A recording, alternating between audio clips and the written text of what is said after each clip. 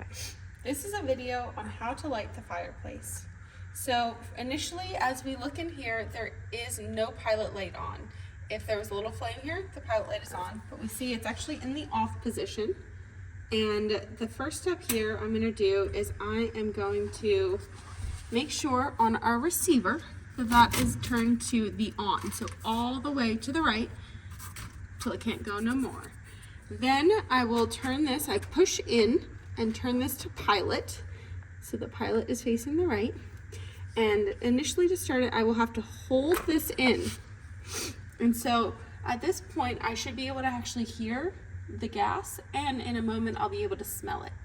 Sometimes the pilot will blow out and it can take a minute or sometimes, several minutes for the air to clear the line. So if it doesn't start initially, it might just need some time.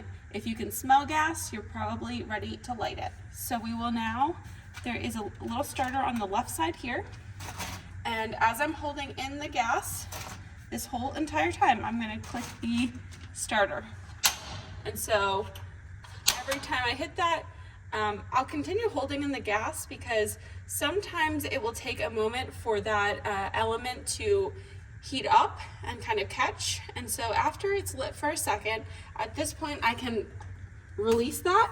And now because it's on the pilot setting, we can see up top that the pilot is lit. And so if we want now to either turn the fireplace on, we can move this now to the middle, which is remote. And there is a remote here that will control it. We are able to turn it on or off. Alternatively, you can also turn it on the dial. We would turn it all the way to the right and then on over here. I would press in and turn it to on.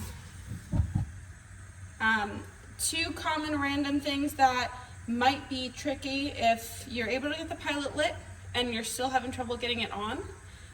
The remote, both this receiver box as well as the fireplace remote have batteries.